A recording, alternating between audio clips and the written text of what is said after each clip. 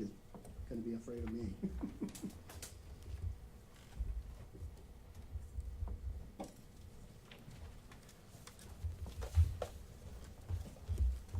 All right, we're back on the record, and Mr. Vick is present and still under oath. You may continue, Mr. Hinley. When we last left, we were talking about the anticipated October 30th briefing, I think is your term, regarding the October 17th, 2020 protester arrests. As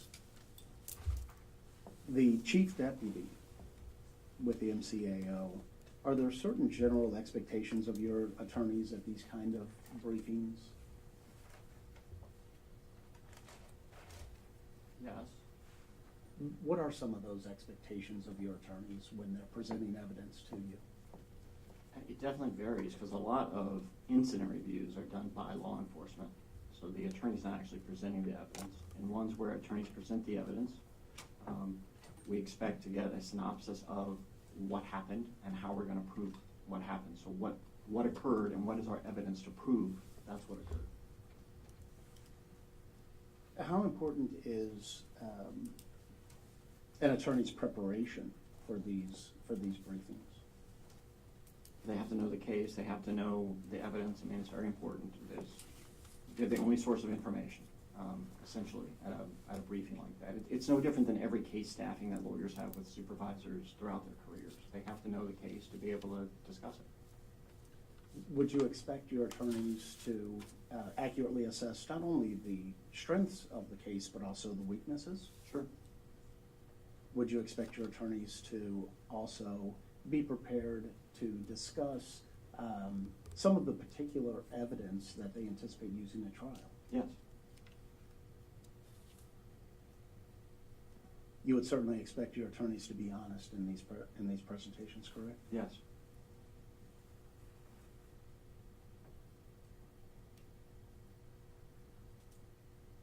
Who was scheduled to attend this first briefing?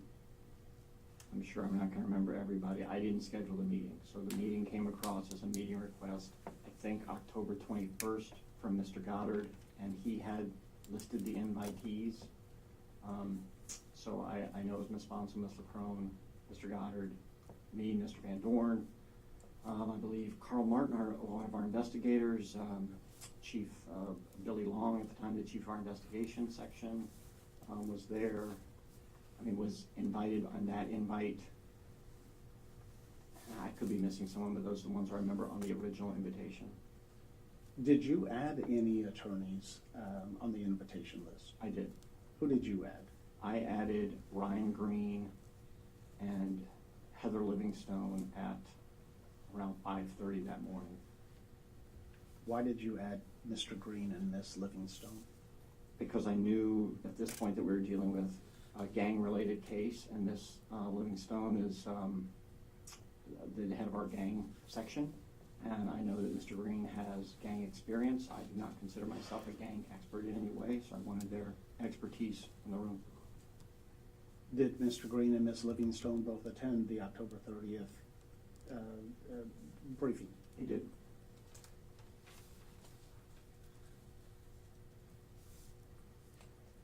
We've introduced a lot of exhibits, and I'm trying not to bog you down with reviewing all of the information, so I'm going to try to keep my questions from the 30,000-foot level, if that's okay. Okay. If you do believe that there's something that might help you refresh your recollection, please identify it, and we'll try to get that in front of you, if that's okay. The briefing had both a video and audio component and a chat function, a written chat function. The chat discussion has already been admitted as Exhibit 92, but I want to ask you a couple of questions about the verbal discussion, if I can. Okay. What were some of the issues raised verbally during the October 30th briefing? Well, there were questions about what our evidence was.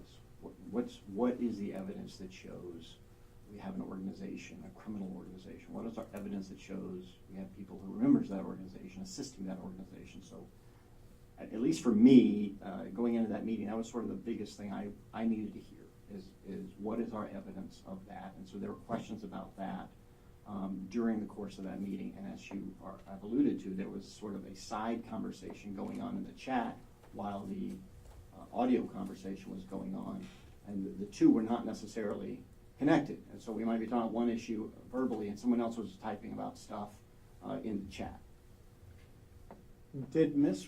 Sponsel verbally respond to any questions raised about the evidence that she believed would support the charges? Yeah, she primarily briefed the case, and Mr. Goddard did a little bit, but she was the primary source of information. What did Ms. Sponsel articulate as the evidence that she anticipated or believed existed that supported the charged offenses? I'm probably not going to take these in order, given the amount of time in the meeting. These are just the things I remember coming out. I know that we had a gang expert from the Phoenix Police Department who had reviewed what we had and had formed an opinion that this was an organization, it was a criminal organization, and that there were members of that organization. We asked about what some of the specifics that this expert had looked at to reach that conclusion. And there was some mention of an informant early on in the meeting, and I asked to not hear anything about that informant because the information I had was it was not a reliable informant, so I didn't want to know what that person had to say. I wanted to know what we had independent of that person. And that was largely on my memory was text messages, cell phone information that we had that showed these individuals identifying themselves connected with the group ACAB that was the gang, and that was a piece of the experts. That was a big piece of their opinion that we had an organization. And then we talked about, well, how are we showing that there are gang members here? And so I know that Ms. Sponsel went through some of the evidence of gang indicia from the statute. So we talked about tattoos. So there were several people that were indicted who had tattoos. And I don't remember if we talked about how many, but I knew there were some who had ACAB-related tats of some sort. We talked about colors being their black colors that they wear. I will tell you that for me, that was not particularly probative of anything, because to me, these are folks dressing in black as camouflage when they go out to protest, which is what's happening all over the country. To me, that's just different than someone who's wearing red or blue as they're living their life to identify with a particular gang, like we see. But the expert had looked at that. The expert felt it was probative, and so I gave it some weight. I understood that was part of that expert's opinion. The self-proclamation was one of the indicia that we talked about. I understood the self-proclamation at that time in a couple of different ways. I understood there was self-proclamation in text messages from the people in this group identifying themselves as being part of this group. I understood self-proclamation as being some of the things that were said that night. I did not understand from that meeting that it was sort of a chant, like a political chant. I didn't really get that piece, but I understood that they were using that phrase, as I understood it, to identify themselves that night. But what I gave more weight to was I heard that it was in text messages that they were identifying themselves, and I understood they had identified themselves, at least some of them, self-identified that way to police as self-proclamation. So those are sort of some of the key things to show an organization and some membership. And then I will tell you that for me, and the reason I remember these things is because it was really important to me, were the use of sharpened fingernails and sharpened umbrella tips. And the reason that was important to me is because I felt like if people took the time to grow out their fingernails, style them into points, and to go out and, as they're arrested by officers, gouge officers with their hands and their pointed fingernails, that really showed collusion of this group working together to achieve that felony end, which was the attack on the police officers. Same thing with the sharpened umbrellas. If you're gonna, a lot of protesters use umbrellas, but if you're gonna go out and buy a metal-tipped umbrella and then take the time to sharpen it into a weapon and go out and use that in these activities against police officers, and we heard that one of these people had already been charged with stabbing an officer with a sharpened tip umbrella previous to this occasion. Again, that shows that sort of working together, group mentality, that to me really supported the idea, at least, that we had an organization functioning as an organization and kind of making plans to commit these felony crimes. So that's kind of my memory of where most of the gang evidence was. And all of this information was presented to you by Ms. Sponsel, correct? Correct.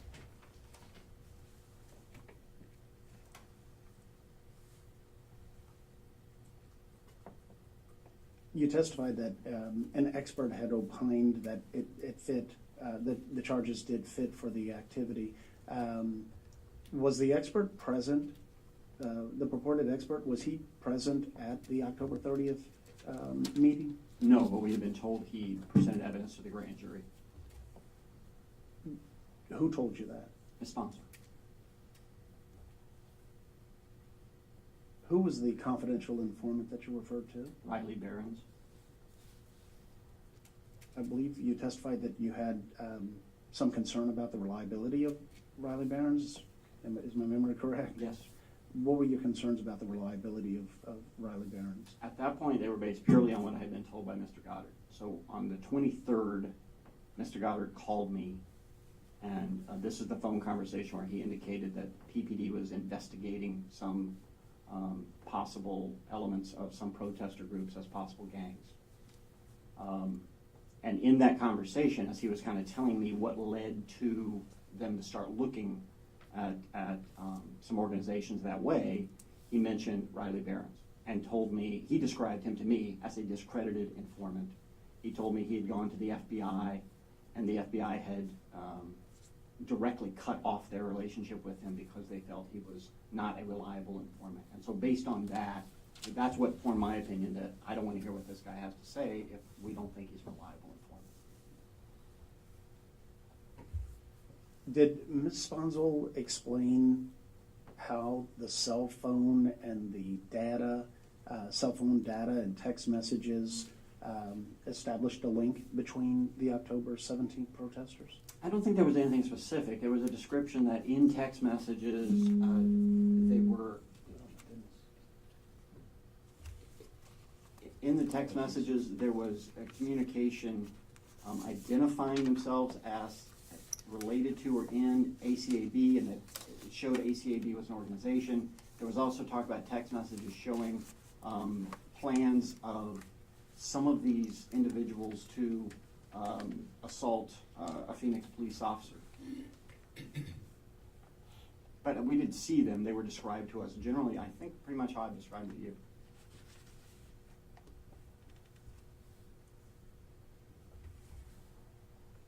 In describing the sharpened fingernails, did Ms. Sponsel make any statements that this evidence had already been secured? Pictures, for example, of the sharpened fingernails had already been secured? Yes, that was specifically asked. I think Mr. Green, maybe even on that chat that you referred to, specifically asked whether there were photographs.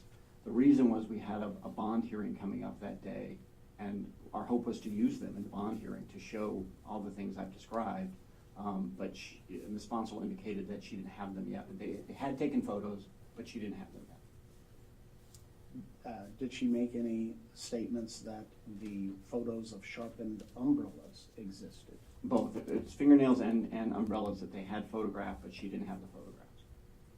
Was it your understanding, based on Ms. Sponsel's presentation, that these photos of sharpened fingernails and umbrellas related to the October 17th protesters? Yes. You testified earlier that there may have been another incident involving an umbrella and a stabbing of an officer. Did Ms. Sponsel delineate these two cases in any way? Well, she just mentioned when we were talking about the sharpened umbrellas that not only did this group on the 17th have these sharpened umbrellas, but one of those individuals had previously used a sharpened umbrella to stab a police officer.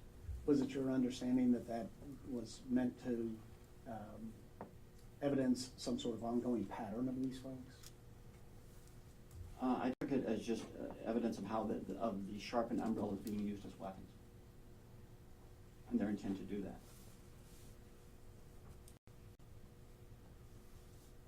Did you make any statements to Ms. Sponsel as to how important it is to make sure that she secure this evidence as quickly as possible?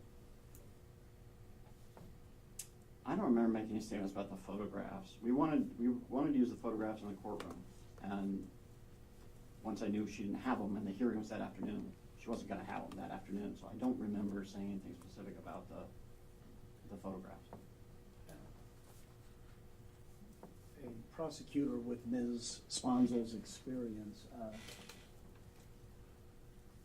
you would certainly expect that a prosecutor with Ms. Sponsel's experience, you would expect her to secure that evidence, particularly after it's being discussed with the team, correct? Yes, the importance of that evidence to me was very clear on that meeting, and I would expect her to get it, look at it, and assess it.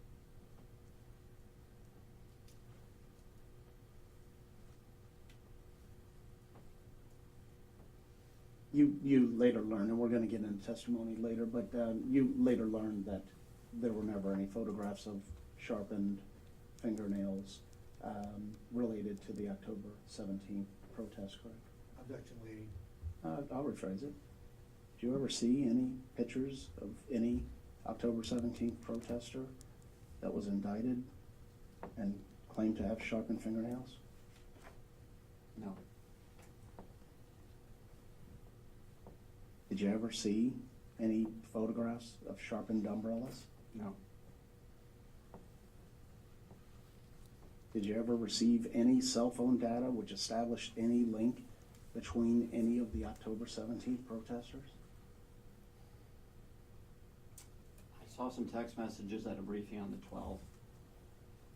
I don't remember I don't know that I could say they did or did not establish a link. I don't remember exactly what they did.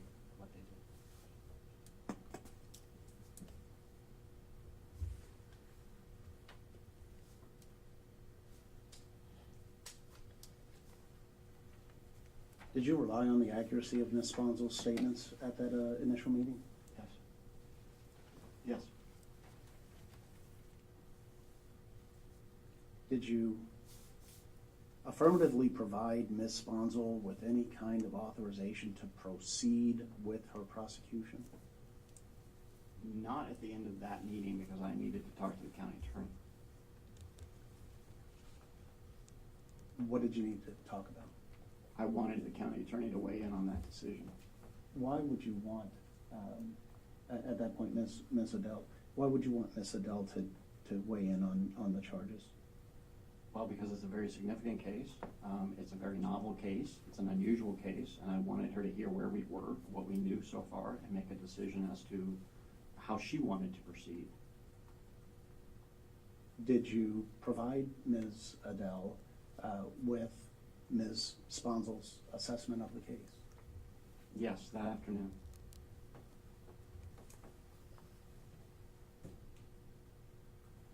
And again, you were relying and providing this information to the county attorney. You were relying on the accuracy of Ms. Sponsel's assertion that this evidence existed, correct? Objection, asked and answered.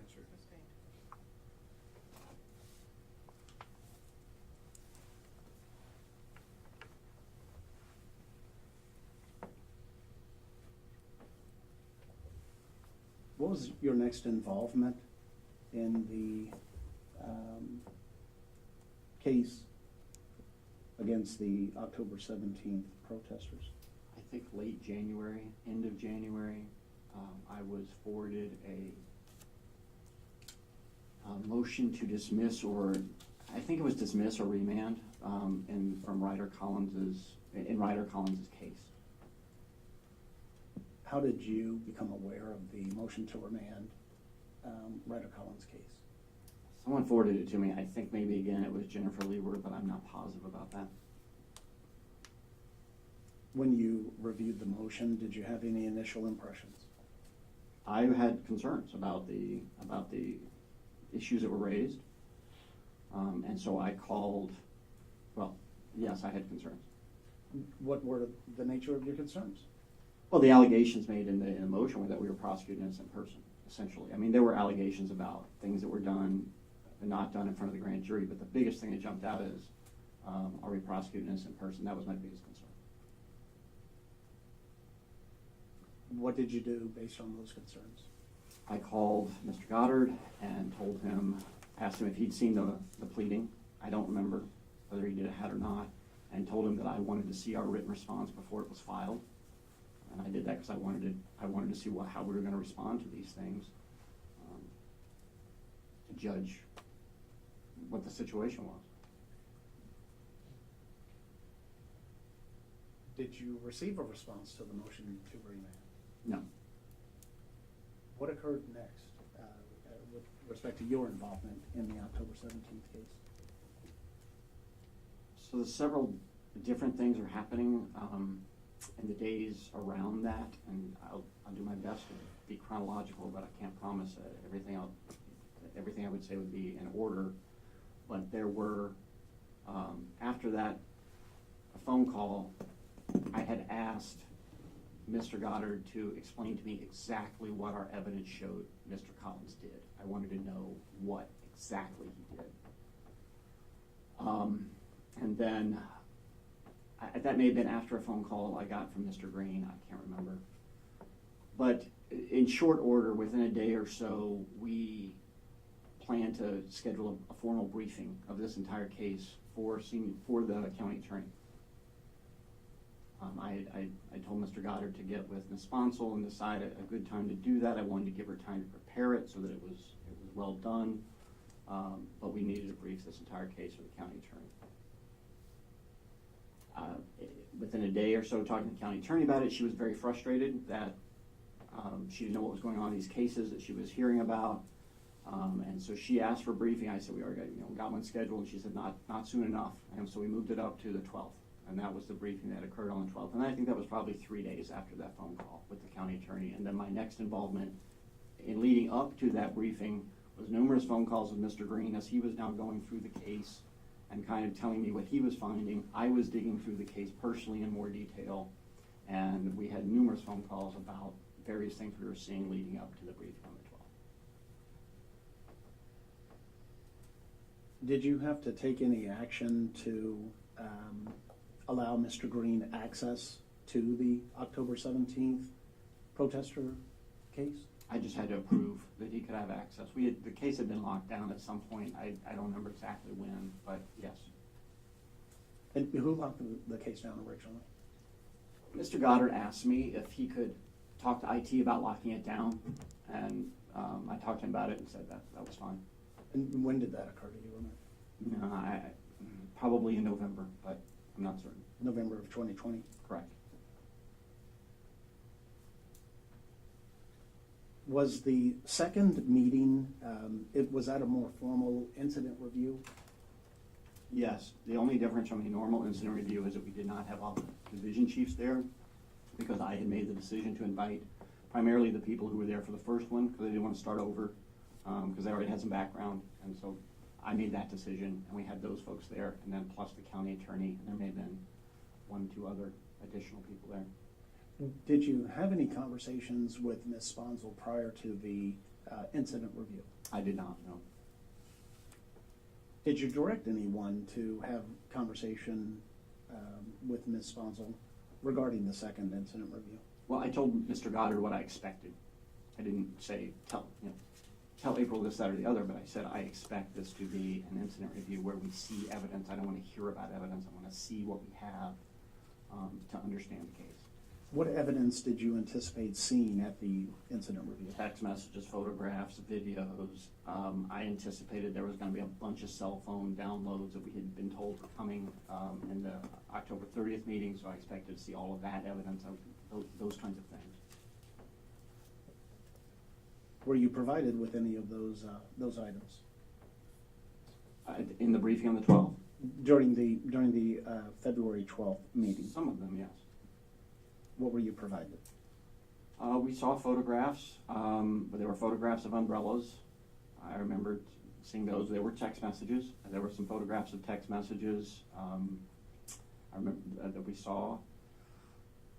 I don't recall any video, any body cam video during that presentation, there may have been the synopsis video portions of that during the briefing.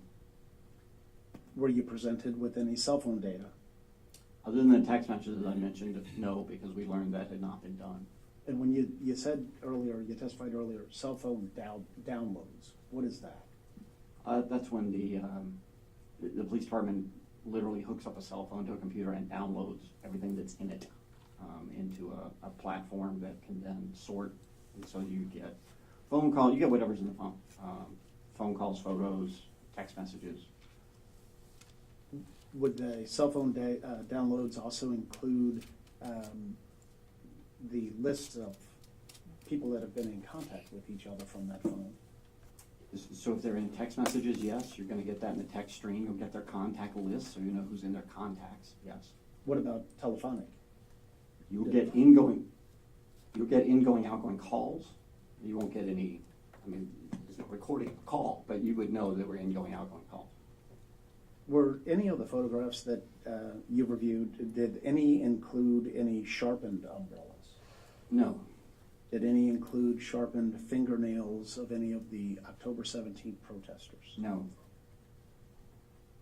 Did the text messages provide you with any communication or conversations between any of the October 17th protesters?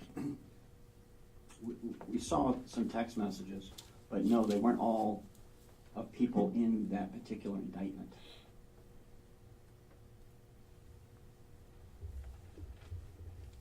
Did Ms. Sponsel's presentation meet with your expectations?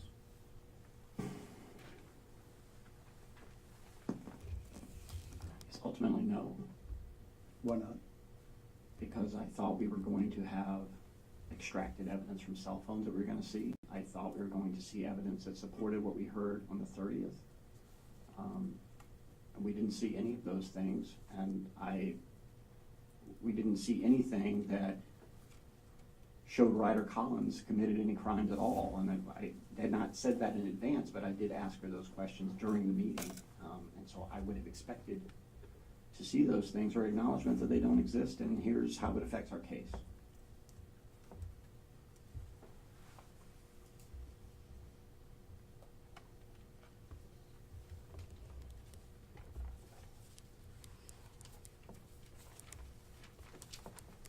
Following Ms. Sponsel's presentation at the incident review, what did you do next? There was discussion, of course, after the presentation in the room, and then the county attorney made the decision that she wanted to have some time to think about what she had heard in the discussion that we had, and so we essentially took a recess. We ended the meeting then, and then we picked it up telephonically later that afternoon. But the telephonic meeting was only like four or five of us. Who were the 4 or 5? I was there, Ryan Green, Mr. Goddard, I think Jennifer Leroy was on the call, and the county attorney. I think that was it. Was a decision made regarding the prosecution of Ryder Collins? Well, the decision was made about all the cases in total at that point, What was the decision? to dismiss them all without prejudice at that point.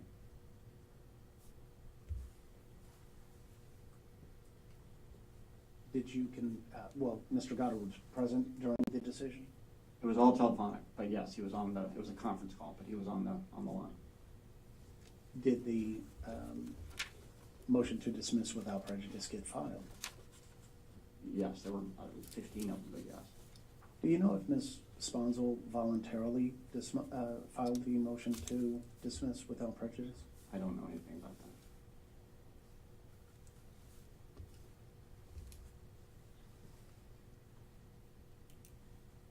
Following the dismissal of Ryder Collins' case without prejudice, well, strike that. Following the dismissal without prejudice, what did you do next? All of the cases, the intent was to review the case starting from scratch and decide what crime should be prosecuted. The case was reassigned to Ryan Green. I did that because he'd already spent hours in the case, and he started his review. Why did you choose Mr. Green to conduct this review of the case? Well, again, he's a gang expert. He was very familiar with the case because he'd been digging into the thing preceding the meeting on February 12th. And so it just made sense, since he'd already invested a lot of time in, I know he'd looked at a lot of videos, he'd spent a lot of time in the case, to give it to him. Did you assign anyone else to the case? I don't think so, no. Was Mr. Green tasked with maybe bringing in other people if needed? I wouldn't have specifically asked him one way or the other. Did you ask Mr. Goddard to participate in any reviews of the FRB cases? You're talking beyond the October 17th cases now. Beyond the October, well, let's start with the October 17th. Did you ask him to review the October 17th case any further? No, that was assigned to Ryan. That was now Ryan, Mr. Green's case. Did you invite or request that Mr. Goddard review any of the other FRB cases? At some point, I think during February, but probably a week or more after the time we're talking about, the county attorney asked that Mr. Goddard review all protest-related cases assigned anywhere, all the protest-related cases, to re-review all of those cases. And so I told him to do what she had asked. Do you have an estimate as to about how many cases that would involve? I honestly have no idea today. Are we talking about hundreds, thousands? I mean, more than 100? Probably. I'm excluding all of the Scottsdale Mall cases because that was not part of this. So were there more than 100? Probably. Were there more than 200? I'd be surprised. Did Mr. Goddard perform that review? He certainly worked on it. We had a lot of conversations as he was going through cases. I don't think he did all of them, because ultimately we ended up reassigning cases to a team that kind of superseded what we were asking him to do, but he certainly did review a number of them. What was the purpose of Mr. Goddard's review of the FRB cases, these protester cases? We wanted a second set of eyes on them to see if they were charged correctly, to ensure that the charges that were brought were righteous charges.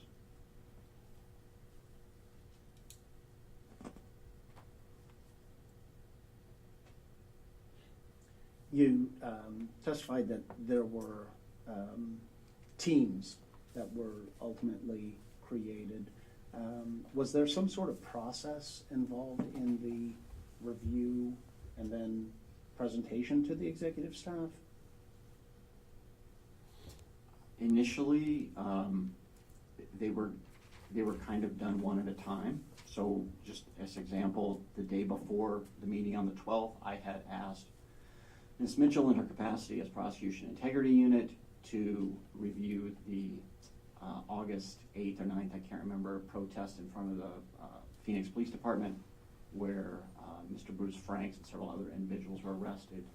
And I asked her to look at that to give an opinion and a briefing as to whether a crime was committed and we had it correctly charged, essentially. And I think she took maybe 2 weeks to do that review and then did the briefing.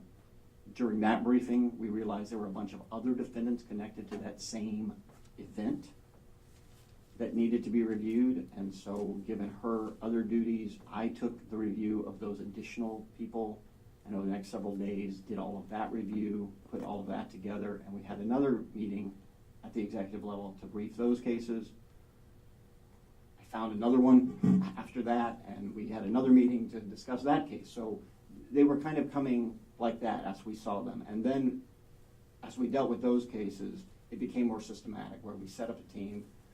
Mr. Green, Mr. Leiter were running as Division Chief, Bureau Chief, that team, and we reassigned those cases there to take a fresh look.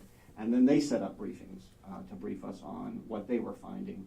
And over the course of those months, we're talking February probably through May, we made decisions on cases and proceeded accordingly. With respect to your initially Ms. Mitchell's review of Mr. Frank's case and then subsequently your review of the case, did you include Richard Villa in your review of the case? That was in my my grouping, that second set. Did you have any concerns based on your review of Richard Villa's case? I did. What were your concerns? I felt like the case was significantly overcharged based on the conduct that was evident on the video. Why? Because the case was charged as a Class 2 felony, Class 2 dangerous felony, alleging that Mr. Villa used a fence against the officers and assaulted them with the fence. And the video evidence, both from the body cam and from a surveillance video PPD, showed that what actually occurred was as officers were lifting this fencing, which may be knee-high, maybe slightly higher than that, they're trying to lift it back into place. Mr. Villa shoves it back down toward them, and it falls and kind of hits their shins.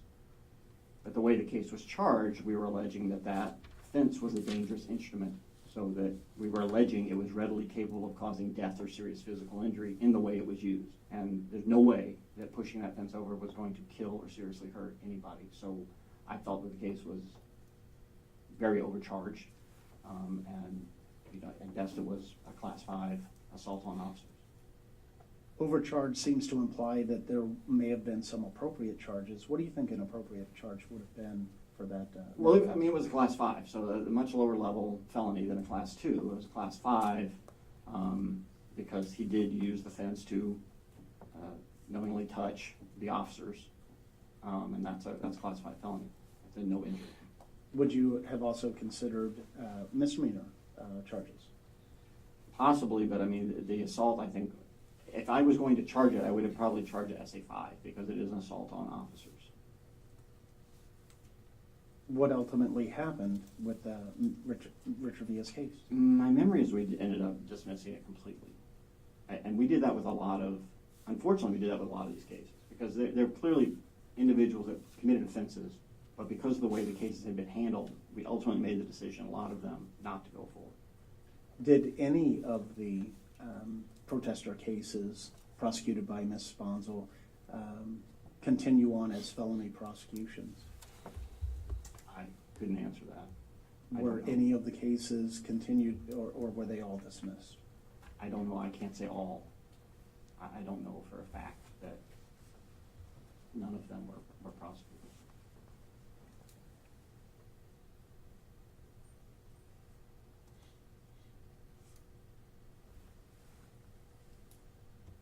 Was your review of Mr. Villa's case or any of the other protester cases, was that requested or performed as a result of any animus towards Ms. Sponsel? No. To the extent any charges were dismissed after the process that you've described, was that due to any personal animus by yourself against Ms. Sponsel? No. Were any of your recommendations in any of the protester cases made based on political reasons? No, they're made based on the evidence that we had.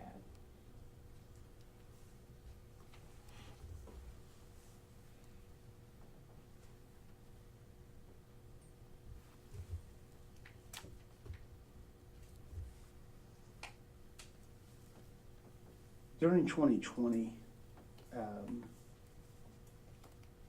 did you ever deny a request by Vince Goddard for additional staffing? Yes.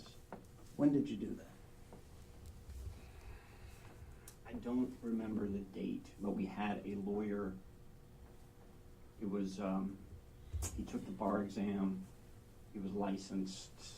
So this must have been, because he'd just gotten his number, so it must have been late October, maybe early November, or maybe it was even in anticipation of him getting his number, so it was mid-October. I don't remember. It was somewhere in that time frame, and he, Mr. Goddard and Ms. LaCrone asked that this person who'd been interning in that bureau be assigned as a lawyer in that bureau instead of going through the normal training process and starting his assignments as all the other lawyers did, and I did not do that.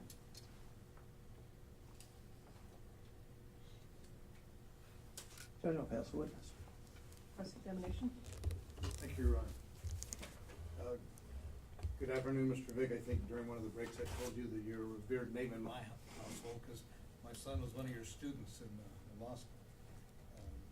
Thank you for helping me get through. I don't practice criminal law. I'm going to apologize to you in advance because I'm not quite sure that my questions will make sense. Help me help you understand. If you don't understand something, just say, Ernie, I don't understand what you're saying. Okay. It's my understanding that at that first meeting, that October meeting, when you had the group together, the incident group together, it's my understanding you at that point let it be known that you wanted clear, convincing type evidence to support the charges that were being raised, correct? I don't remember making that statement in that meeting. No, I'm not saying I'm you sorry. said that statement, but you wanted some definitive sort of evidence. That's what I was looking for, yes. Yes. Couldn't you have dismissed couldn't you have just dismissed the indictment without prejudice at that point and say, you guys come back, do your evidence, come back, you gotta have more? Yes. And you didn't do that, did you? No. Why not? It was one of the options that I discussed with the county attorney as a possibility. But during the meeting, the consensus was that there was PC to support the indictment that we had based on what we heard. I, of course, relayed that to her, that was the consensus of the group. And she made the decision that she wanted, as long as it was an ethical prosecution, and based on what I told her, she believed it was, as everyone else did, she wanted to support the decision of the trial attorney and go forward. So at that point in time, although that was one of your options, your boss was saying, no, we're gonna go forward. Yes.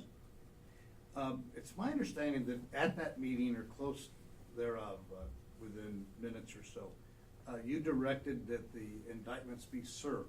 Is that correct? Maybe. I remember that Sunday after that meeting, we had a lot of issues with service. But yes, I was trying to find out if they had been served, and if not, if we had people in custody and could get them served. I did want to get them served, yes. And to the untrained person, so why did you want to have them served? Because the court website, for some reason, had listed these charges, and it shouldn't have. These indictments should have been sealed until they were served. But for whatever reason, the court website listed all of these assisting a street gang charges in these cases.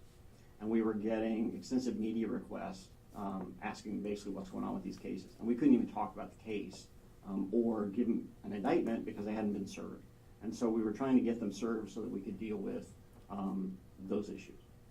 How does that work? I mean, an indictment's brought down, is there like a court public information officer that monitors grand juries and then posts them, or does that come out of the county attorney's office that some indictment's been made and listed on the court's website?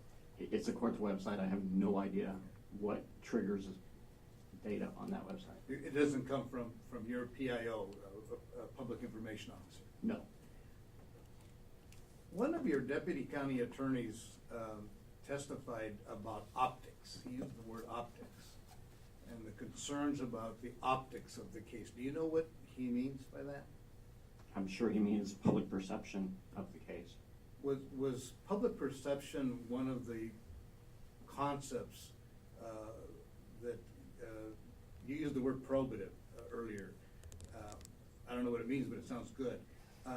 Was optics something that was probative or something important that your cadre would need to consider, not only at the first meeting, but the February meeting as well, et cetera?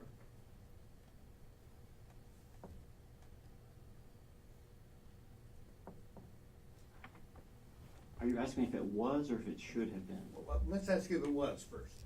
I don't recall any discussion along those lines at either of those meetings. And you certainly didn't bring up the optics of the case, did you? Not in either of those meetings, no. Did anybody? Not that I remember. No, you had a public information officer or a public information executive participating in all of those key meetings, correct? Correct. And that's Jennifer Lewert, correct? Correct. Did she bring up the optics of the situation? I don't remember her doing that. So what would the purpose of the public information officer's input be at those meetings if it wasn't optics? The PIO is at a lot of high-level briefings like that because if we anticipate potential media questions, it gives them background to help answer those questions, gives them a context. So that's one reason, and I think every administration where I've been involved in incident reviews, we've had a PIO present. And Alistair Adele also was very interested in getting non-attorney views of evidence, much like you would have a juror's view of the evidence. How does this strike you? Would that convince you kind of thing? And so she would also give that kind of input. Are you aware of any of her texts that she exchanged with Ryan Green during that first meeting? I'm sure I've seen them. Yeah, where she talks about Vince Goddard perhaps posturing. Oh, on the meeting on the 30th, yes, I've seen that. Yeah. What does that mean from your perspective? What kind of input, is that kind of input helpful to your decision making? No, I think that's why it was done by text as opposed to saying it at the meeting. We talked about or you talked about the barrier that was a knee high or something of that sort. And as I understand your testimony, once again, I could easily be confused. You felt it was overcharged because officers were lifting it, and then Mr. Villa or someone like that pushed it down, and because of that action, an officer could have been harmed, but not to the level of charging that it received. Is that what your opinion was? I think that's a fair summary.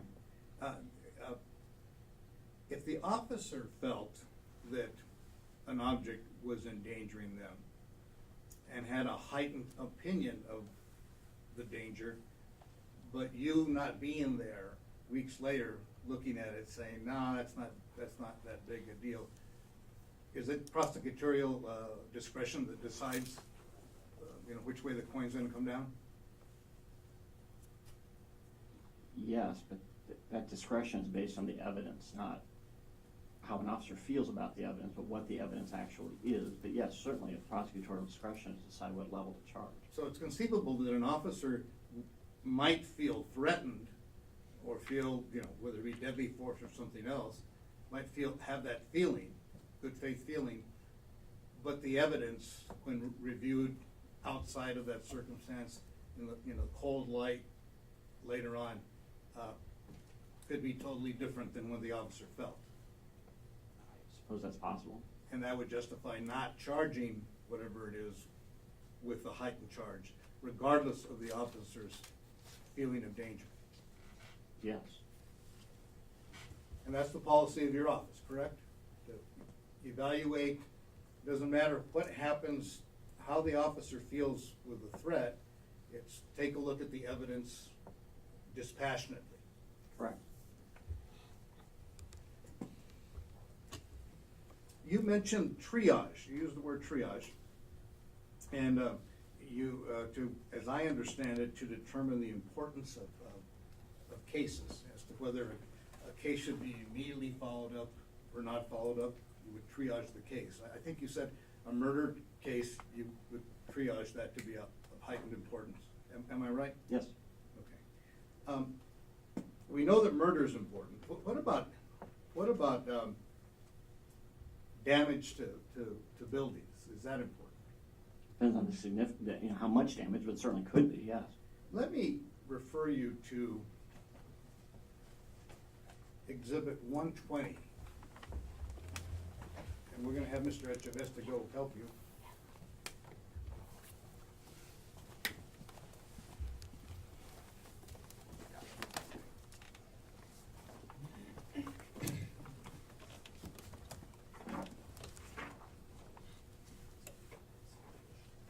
I'm going to direct you to page 2. Okay. This appears to me to be a photograph of from Amy Caper's phone, and it says "Riot 2020, burn this motherfucker down." You see that? Right, number 3 picture on the photo? Yes. I see Underneath it, it says "eat the rich," but I don't know what that means. But burn the motherfucker down. Is that a phrase that you would say has some sort of import? Objection, import to what? We're talking triage. Well, but import to what? In determining how to triage the case? Yes. Okay. Thank you, Your Honor. Well, So the mere fact that there was, I'll say the word incendiary, double meaning, burn this fucker down, that isn't anything that would lead you to say, this is a crime that we really should, a potential crime that we really should be concerned about. based on that language alone, no. Thank you.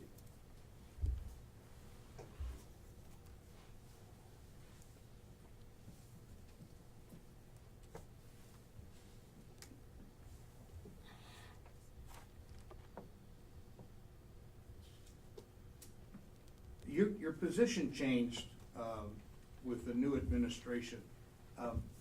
Did that change in position have anything to do with this circumstance, the riots of that sort, where you were chief deputy, then now you're special assistant to the chief deputy?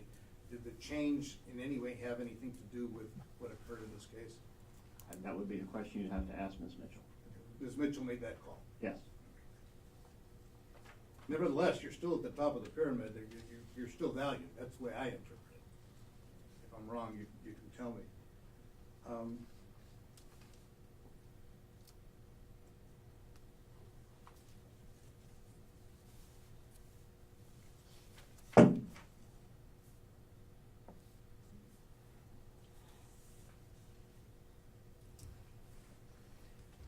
Did you initially contact Ryan Green to get involved in this matter, or did Mr. Green contact you and ask you if he could be involved in the matter?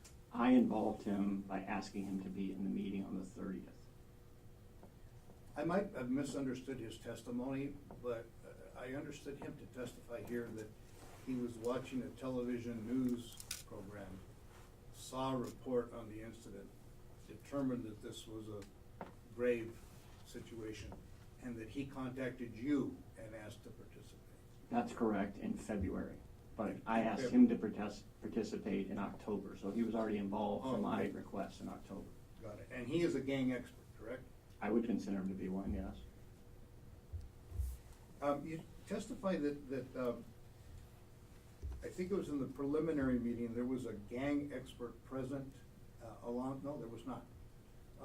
Was there ever not present, that a gang expert was either somehow in either the October meeting or the February meeting, there was a gang expert, not an attorney, that I think he might have been a police officer, that provided the team with input. Is that correct?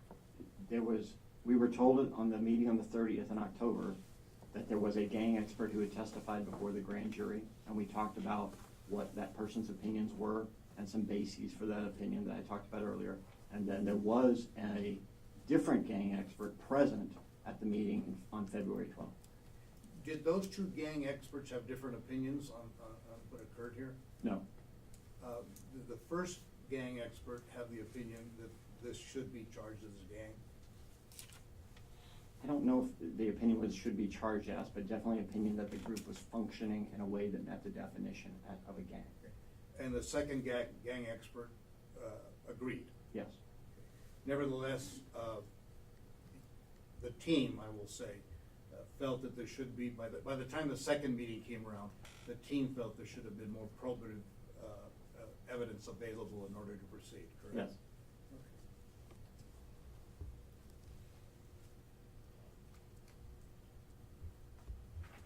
Okay. No further questions, John? You testified in response to Mr. Calderon's questions about Ms. Lure. I believe it's pronounced Lewer, though. I think that's right. What is Jennifer Lewer's current position with the MCAO? She's not with MCAO. Do you know where she works now? She works for the elections department. When did she start there? 3 or 4 weeks ago. What, was she working with the MCAO prior to her current position? Yes. What was her position at that time? At the time when she left the office, Yes. she was the chief of staff. Chief of Staff for the Maricopa County Attorney? Yes. In response to questions about, I have it written as officers' opinions regarding the charges. You testified, you use a word, I'm not sure what it was, but I'm just going to ask the question, how important is prosecutorial independence in deciding which charges are appropriately charged? Independent from whom? From the police officers. Well, there has to be objectivity so that the prosecutor is evaluating the evidence and what the evidence proves and what we can prove at trial, regardless of what a police officer might think about the quality or nature of that evidence. Have you ever had to explain to an officer that your office was just ethically unable to charge offenses as they requested?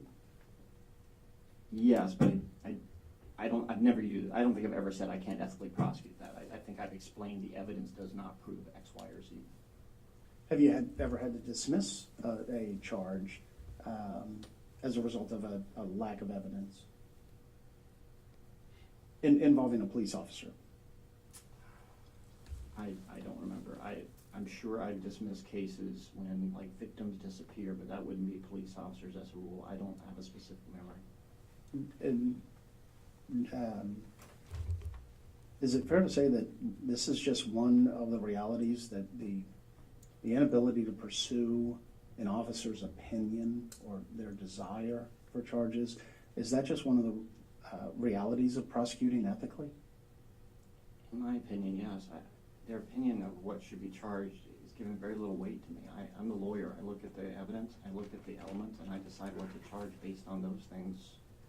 I wouldn't say completely regardless, because they do submit a request for a charge. I have some idea of what they think is there, but at the end of the day, I decide what crimes ought to be charged. You testified that there was a first expert and a second expert. I believe in your prior testimony you identified the first expert as Officer McBride. I believe that was the grand jury witness expert. Okay. No. Yeah, I think so. Okay. And then the second expert, who was that? Clint Davis. And is Mr. Davis an attorney? No. Well, not actually. I don't know Mr. Davis. Not that I know of. Okay. I have no further questions. Mr. Vick, before we excuse you, the hearing panel members have an opportunity to ask you questions. Mr. Sifferman, any questions for Mr. Vick? Yes. All right. Ma'am, thank you. Did you say that the cell phone data had not been downloaded by the time of the February 2021 review? Correct. Was that unusual? Yes. Particularly because we were told in October that warrants had been issued, so we had warrants to do it, and that it was forthcoming. So I assumed in November that was going to be done. So to me, it was very unusual. And by cell phone data, I guess one thing it would show is who was talking, who was making phone calls to whom, is that right? It would. I think the most valuable thing in this case, though, potentially, I mean, we don't know because we don't have it, would have been text messages between this group, which might have shown their working together, collusion, their decisions to commit offenses, things like that.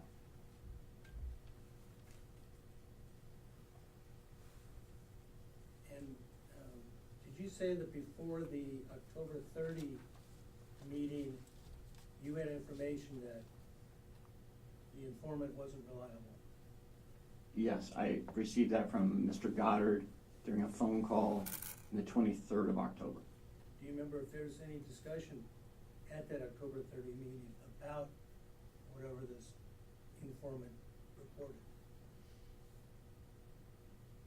I think Ms. Sponsel, maybe Mr. Goddard, I can't remember, somebody said his name to tell us something he had said, and I kind of interrupted and said, I don't want to hear anything that he said, because as I understand it, he's a discredited informant. And so then the meeting went on without reference to his information.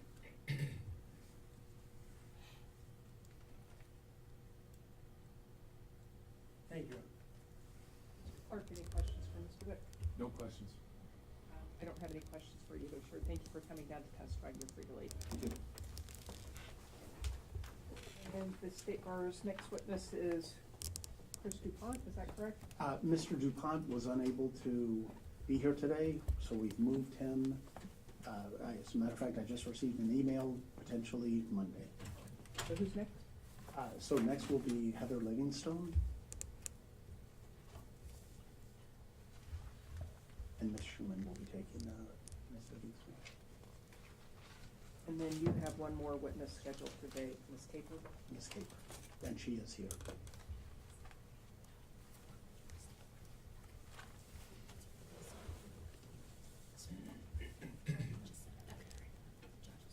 Good afternoon, ma'am. If you'll raise your right hand, I'll swear you in. Do you solemnly swear that the testimony you're about to give will be the truth, the whole truth, and nothing but the truth? Yes. Thank you. Please have a seat and then pull the microphone a little closer to you when you get settled. There are some binders to your right that have exhibits the lawyers may or may not ask you questions about. There's a fresh bottle of water in front of you. Thank you. Ms. Schuman, you may proceed. And I will try to not ask you to dig through all of those exhibits. Could you please identify yourself for the panel? Yes, my name is Heather Livingstone, and I'm the Bureau Chief of the Gang Bureau for the Maricopa County Attorney's Office. And how long have you been the Bureau Chief for the gang? Since February of 2020. And do you know Ms. Sponsel? I do. And how do you know her? We're work colleagues for many years. And do you have a personal relationship with her? We're friendly, but we've never socialized outside of work. Do you have any personal animus towards her? No. And what kind of cases does the Gang Bureau handle?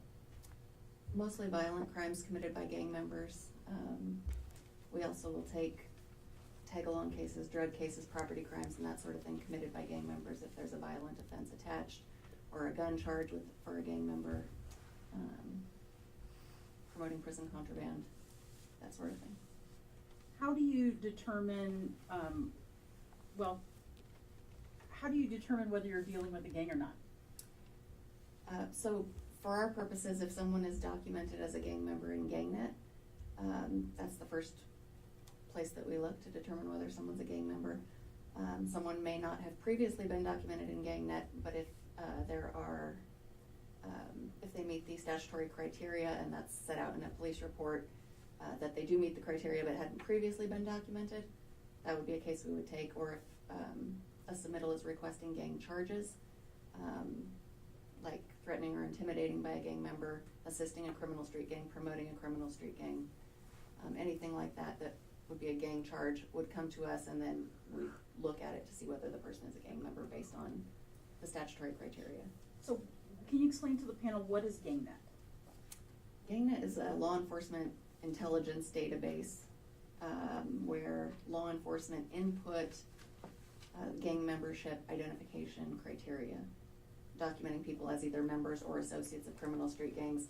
Any criminal street gang that's already been documented by law enforcement is also in GangNet. So you don't put somebody in on GangNet? Correct. Okay, the police would. Yes. Okay. I don't have any access to GangNet.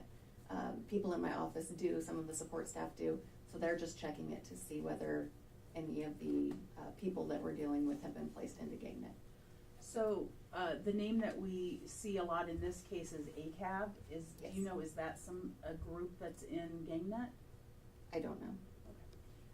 Do you have to be in GangNet in order to be a gang, to be considered a gang by your bureau? No. So what would you look at to otherwise identify them as being a member of a gang? So a criminal street gang is defined in Arizona Revised Statute 13105. It sets forth what criteria have to be met. Now typically, the gang members that we're dealing with in the Gang Bureau are criminal street gangs that have already been identified and documented. That's normal. But there are times when sort of hybrid street gangs develop, and then the police are sort of working on the documentation of a group at the same time that they're committing crimes. So occasionally, we will get cases submitted to the Gang Bureau for a gang that is not already in GangNet, but usually there's some documentation and things going on by law enforcement that we are already aware of when the case comes in. Can you give me some examples? Back in the mid-2000s, 2007, 8, around that time, there were party crews that were operating as criminal street gangs. So they would post party locations on social media, have armed people at the door, charge money to have people come in, and then have parties and all the things that go along with parties inside, rented spaces. Individuals within those party crews, certain individuals started operating sort of as a criminal street gang with using colors, using slogans, using signs and symbols, committing felony offenses and that sort of thing. But in our work with law enforcement, eventually some of those party crews were documented as a criminal street gang. So in 2020, did the Gang Bureau handle any of the protester cases? No, Okay, why not? they were all sent to the First Responders Bureau.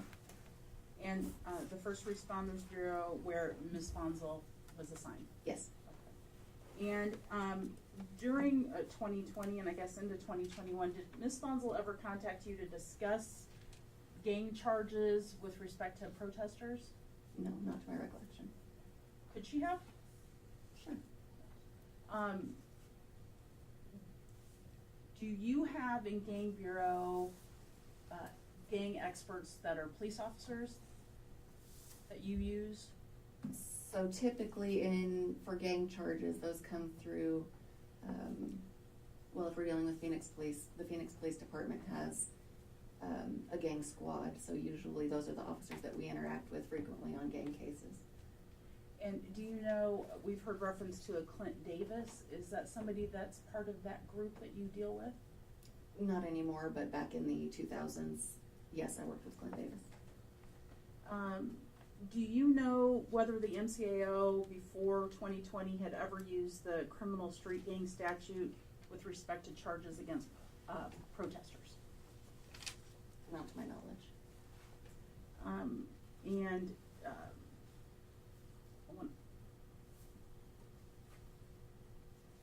Did the use of that statute in charging the protesters in 2020 in any way impact your bureau, the Gang Bureau? Yes. How? After the charges were later dismissed and there was a lot of media coverage, which was largely negative, my bureau received a lot of plea proposals and deviation requests from defense counsel citing the protester cases and alleging that the prosecutors within the Gang Bureau were overzealous, would try to criminalize pretty much anything, and that because of, and really would rely on the word of a police officer rather than using independent judgment to determine whether someone was a criminal street gang member or part of a criminal street gang or committed the offense in association with, for the benefit of, or at the direction of a criminal street gang. It sort of, even though the Gang Bureau had nothing to do with the protester cases, it had a trickle-down effect that we still see. We still get deviation requests with reference to protester cases. I'm gonna turning to your attention to October of 2020. There was it's been called an incident review. It's also been called a briefing related to the protester, the October 17th protesters. Yes. Were you, did you attend that briefing or incident review? Yes, virtually. Okay, why? I believe it was COVID related. I was working from home. Why did I attend? I was invited. Good answer though. Were you invited? Yes, Ken Vick sent me a calendar appointment, I believe the same day that the incident review occurred, or maybe the night before. And had the protesters already been indicted? Yes. Charged? Yes. And was that unusual that they had already been charged?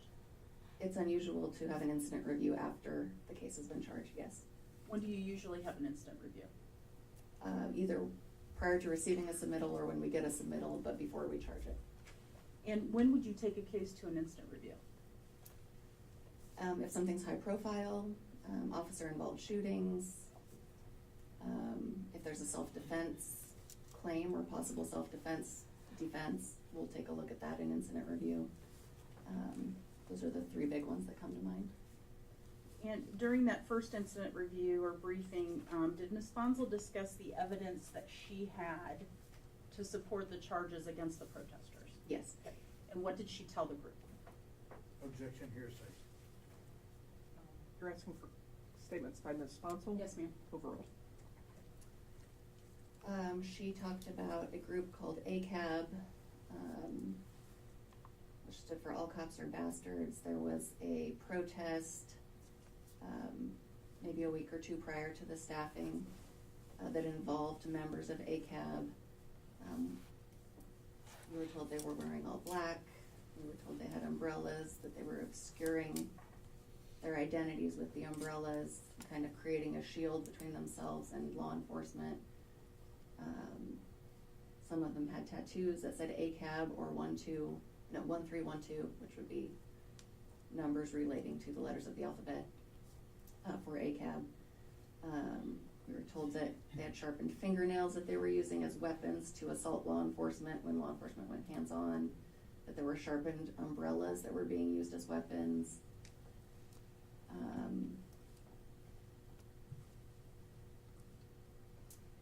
They threw incendiary or explosive devices at police during the protest.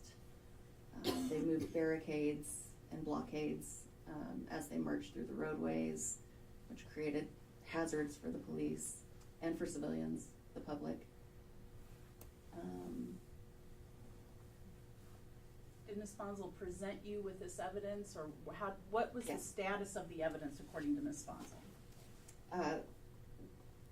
This occurred like a staffing. She summarized the facts as she understood them, and what, at that time, she had already gone to grand jury, so I assumed we were hearing a similar presentation to what would have happened there, but I don't know. Did you assume she already had the evidence in hand? Yes, she had these facts, so I assume she knew them from police reports or in association with the police investigation, through videos, photos, police reports, that sort of thing. Did you see any of those during that first incident review? I don't remember. We might have watched the video. I can't remember if that happened at the first or the second incident review, but I did see the video of the protest at some point. So moving to the second incident review, which I think was in February of 2021, did you attend that incident review? Yes, And did you attend in person or virtual again? in person. In person. And who presented during that second incident review? April Sponsel and Clint Davis were the presenters that I recall. Can you describe, we'll start with Ms. Sponsel, her demeanor during that second incident review? It started out pretty normally. She had a PowerPoint presentation that she was going through. At some point, she was interrupted. The PowerPoint sort of was going through Antifa in other states, and someone interrupted and said, well, let's get to the evidence on this case. And then as the presentation continued, the attendees of the incident review were asking questions related to, specifically to the persons charged in Maricopa County. And as the questions went on and as the presentation was sort of interrupted, it felt a little hostile. Like there was some animosity towards the panel for asking the questions, I guess. Not a panel, but the attendees of the incident review. And can you describe, Officer Davis's demeanor? Yes. At some point, Detective Davis got up and started talking about the criminal street gang aspect.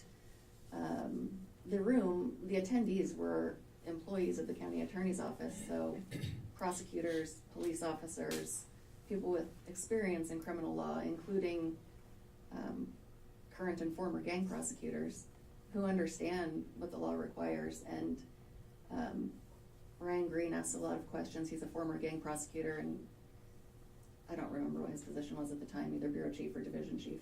And certainly Ryan has a lot of experience prosecuting gang cases and understands what the statutes require. And I remember as he asked, like, well, why is this a criminal street gang and not just people who share a similar political ideology? Rather than going through and saying, here are the criteria that are met and just kind of breaking down the evidence, it got really heated, and Detective Davis was saying, like, well, if you don't understand why this is a criminal street gang, kind of implying that we were too stupid to understand is what it seemed like to me. That was my impression. And I think I texted something to Ryan about it seeming like there was a lot of animosity, which was unusual. So during that second incident review, did Ms. Sponsel present you and the group with the evidence to support the charges? We kept going back to the PowerPoint, and people kept asking questions specific to the group. And eventually, yes, we went through each person individually who had been charged and what is the specific evidence as to that person. And she would give us that. I think at that time, maybe we were still waiting on additional evidence like cell phones or something. And then at the end, decisions were made. So did you see photographs of sharpened fingernails? No, so during the second staffing, what I understood to be facts from the first staffing changed at the second staffing, and this time there was no mention of sharpened fingernails except as something that Antifa as a whole did, as opposed to these specific defendants in this case. Same with the umbrellas, there was less mention about sharpened umbrella. I don't remember really any specific mention of sharpened umbrella tips as to the defendants who were charged during the second staffing, which stood out to me from the first staffing. At the end of that instant review, had Ms. Sponsel answered your questions to your satisfaction about the charges? I think by the end of the staffing, I don't recall asking any specific questions in the staffing. I was listening, taking it in. It was apparent to me that evidence was stronger as to certain people who were charged than others, and the evidence was really thin to non-existent for some. So did you form an opinion at that time about the cases, the merit of the cases? And I suppose I should say the October 17th indictment that had, I think, 15 folks in it. So did you form an opinion about that? Some decisions were made at the end to dismiss certain indictments against certain individuals, and I agreed with those decisions. So knowing what you know now, do you believe that the criminal gang statute applied to those October 17th protesters? No. Why not? I think the way it was portrayed originally in the first staffing was different than in the second staffing. And in the second staffing, I had a lot more concerns that this wasn't a criminal street gang so much as some people who may be engaged in criminal activity, but who were doing it as part of a political sort of ideology as opposed to criminal street gang membership. They didn't meet the definition as I understood the evidence the second time. Did you participate in the review of any of Ms. Sponsel's cases after she was placed on administrative leave? Not initially. I think Ryan Green handled the majority of those. And then in October of 2022, there was one specific case from 2015 that Ms. Sponsel had prosecuted. The defense attorney reached out to Ryan Green asking for a review. He sent it to our prosecution integrity unit where Teresa Sanders is in charge, and because they were asking specifics about gang membership of people involved, she forwarded it to me and I reviewed that case. And what was your determination? The defense attorney wanted to know whether there was any Brady material in the file that had not been disclosed, and was specifically asking if the victim in that case was or had ever been documented as a gang member, and whether the victim in that case was or had ever been an informant for Phoenix police. There was no evidence of either of those things, and there was no information in the file, Brady or otherwise, that had not been disclosed by Ms. Sponsel that should have been.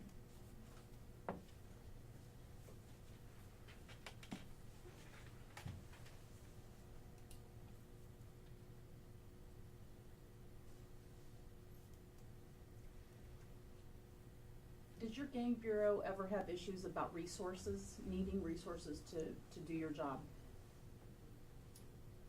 Yes, I would say it's an office-wide issue. How do you handle that need for resources?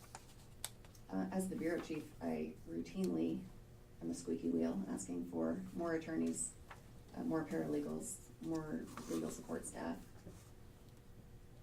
That's my job, is trying to get the resources for the bureau.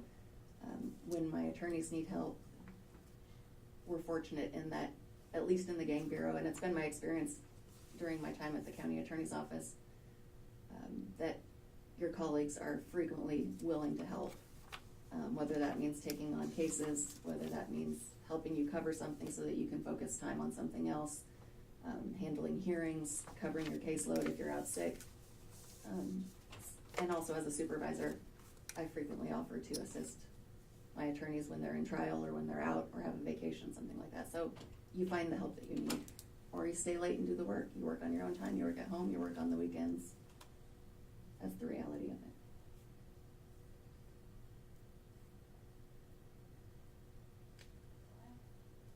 Cross-examination? Thank you, Your Honor. Ms. Livingstone, let's talk about the reality. Yes. Isn't it true that in some cases, people on your team have so much work that they cannot review every single piece of evidence or every single minute of camera film or whatever before a probable cause decision is made? Yes, I would say that's true. You testified, and once again, I'll tell you, I'm not a criminal defense lawyer. I don't practice very well at doing anything, but you testified that Ms. Sponsel at the first meeting summarized things, and I think the phrase you used, she summarized the facts as she understood them, correct? Yes. It's not unusual, is it, for a subsequent meeting to occur and that new facts would come up, or facts that you thought were the truth the first time aren't the truth, or there isn't evidence? In other words, through the passage of time, isn't it true that a prosecutor will learn more about their case, or should learn more, and the posture of their presentation could be different the second time than the first time? I agree that there are usually supplemental reports and additional evidence still coming in, so we should be learning more about a case. I don't necessarily agree that something that we knew to be a fact is no longer a fact later. That's unusual. Well, Could it happen? I suppose. Could it be that you relied on someone telling you the fact for meeting one, and you then found out through the conduct of your work that it really wasn't a fact? So when it comes to meeting two, it's no longer a fact. Could that happen? Yes. Okay. You mentioned identifying gangs. Yes. And I've gotten nowhere trying to figure this thing out, but can there be a group charged as a gang in a case in the first instance? In other words, they're not in the American Academy of Gangs book yet. They just follow the statute and then they take an action. Could they the first time be identified as a gang without never having been a gang before?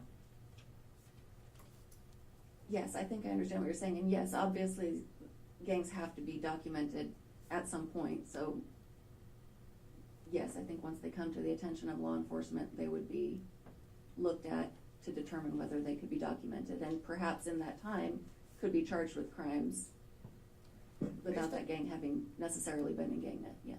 Thank you. Based on your experience, help me with color schemes. Mm-hmm. As I understand it,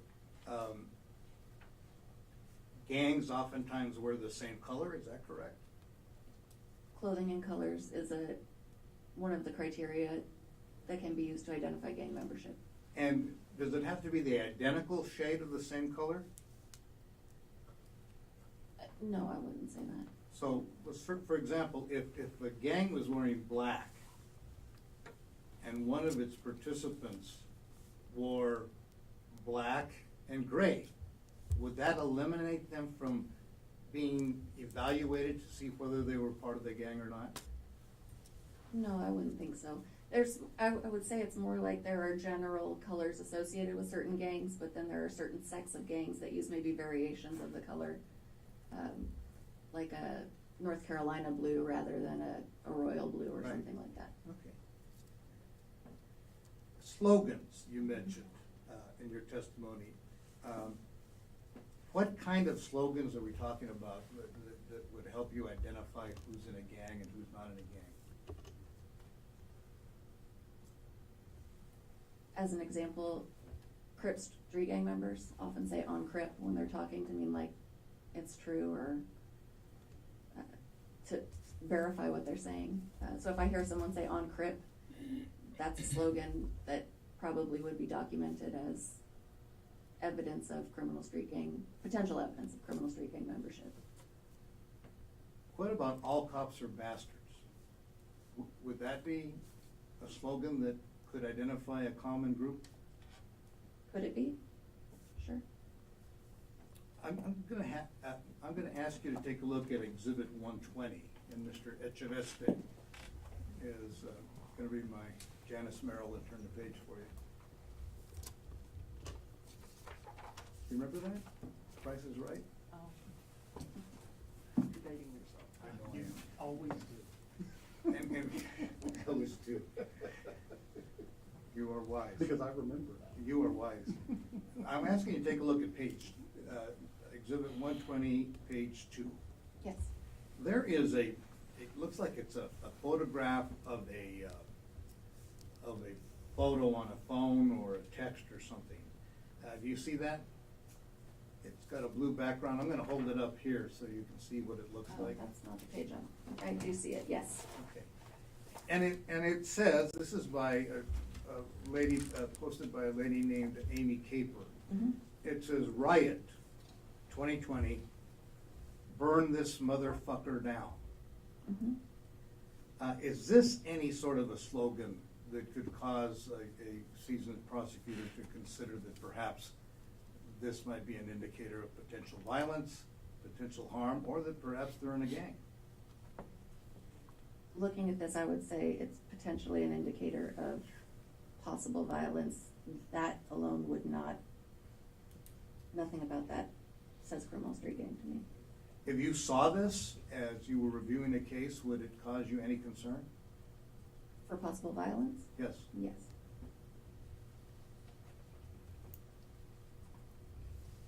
You mentioned the code, 1312. Mm-hmm. And you said that correlated to the I guess the alphabet. It's a code, correct? Correct.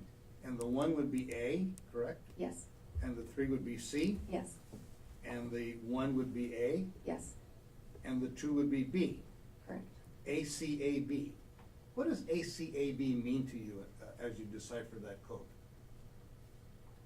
I understand it now to stand for all cops are bastards. I had not heard it before the protester cases. You had not heard it before today? I'm sorry. Before the protester cases came up. Okay, thank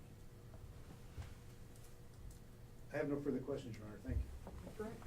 I do, Your Honor.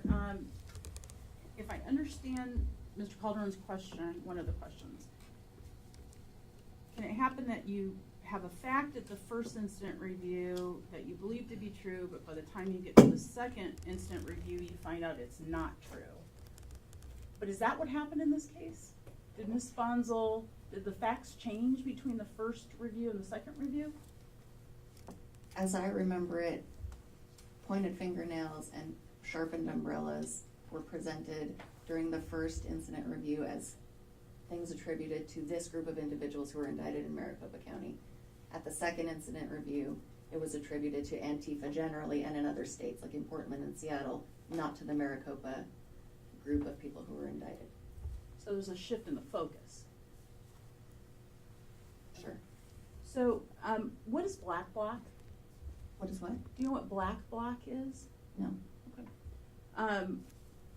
Is it possible that all cops are bastards, or I don't enjoy saying the words as much as all cops are bastards. Can that also be a protest slogan?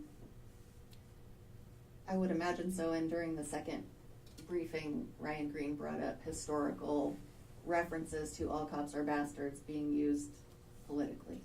And that's where the questions were coming from. Why is it a criminal street gang indicator now as opposed to just political speech or political protest? And then finally, with respect to this, I guess looks like it's an Instagram posting that says "burn this motherfucker down." Just out of curiosity, I've pulled up an article where it says Matt Gaetz says burn down the Republican House. Is it possible that saying burn the motherfucker down or burn something down doesn't mean that you intend to do actual violence, like burning it down? Sure. People don't always carry out their words. I think that phrase is in songs and chants and things too. And in fact, was anything burned down? Not to my knowledge. In Maricopa County? In Maricopa County, sorry, yeah, in Maricopa County. Okay. That's all I have there. Before we excuse you, let me see if the hearing panel members have any questions. Mr. Zipperman? Thank you, Your Honor. There was some mention in Exhibit 120 about Antifa. Are you aware of that term? Yes. Do you know if Antifa is listed as a street gang in GangNet maintained by the Department of Service? I don't know. Thank you. Mr. Clark, any questions? No questions.